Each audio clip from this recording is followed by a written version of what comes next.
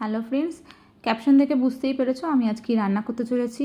হ্যাঁ, ঠিকই ধরেছো, আমি আজ রান্না করতে চলেছি ফাঁকিবাজি বাঁধাকপি। তো সেটা কেমন করে করব সেই রেসিপিটাই তোমাদেরকে জানাবো। তো ফার্স্টে আমি বাঁধাকপিগুলোকে 4 খণ্ড করে কেটে নিয়ে সেটাকে ভালো করে ধুয়ে নিয়েছি। তারপর ধোয়ার পর জিরি করে কেটেছি। তো অনেকেই বলতে পারো ধোয়ার পর কাটলে কেন, এই জন্যই কাটলাম যে জিরি করে কাটলে ধুতে আমার অনেক বাঁধাকপির অংশই বেরিয়ে যায়। এরপর কড়াইতে তেল ভালো করে গরম করে তাতে দিয়ে দিলাম কতগুলো জিরে ফোড়ন, আর জিরেটা একটু টুকটাক করে আওয়াজ হতেই তার মধ্যে দিয়ে দিলাম তেজপাতা। এরপর ডুমো করে কেটে রাখা আলুগুলোকে কড়াইতে দিয়ে দিলাম, আর দিয়ে দিলাম কিছুটা নুন আর হলুদ গুঁড়ো। আলুগুলো যেহেতু আমার কাছে চন্দ্রমুখী আলু ছিল, তো আমি সেই জন্য বেশি একটা ভাজলাম না, হালকা করে একটু নাড়াচাড়া করেই দিয়ে দিলাম জিরি করে কেটে রাখা বাঁধাকপিগুলো। তো বাঁধাকপিগুলোকে দিয়ে এরপর ভালো করে একটু নাড়াবো, যাতে হলুদ আর নুনগুলো বাঁধাকপির মধ্যে ভালো করে মিশে যায়। আর তারপরেই দিয়ে দিলাম কতগুলো কাঁচা লঙ্কা।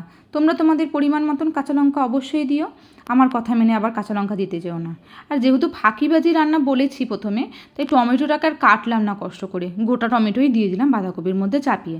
তারপরে আর কি ভালো করে নাড়াবো চাড়াবো, আর টমেটোটাকে বাঁধাকপির মধ্যে ভালো করে ঠুসে ঢুকিয়ে দেবো।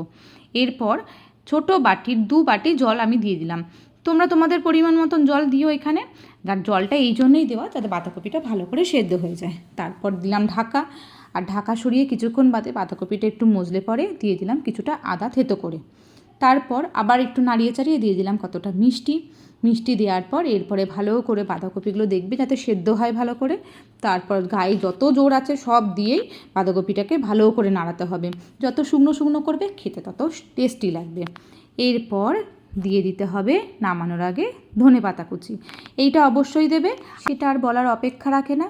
কিন্তু আদার কুচিটা বা আদা থেতো করে রাখাটা অবশ্যই কিন্তু বাঁধাকপিতে দেবে নামানোর আগ দিয়ে, কারণ এতে বাঁধাকপির ফ্লেভারটা বেশ ভালোই আসে।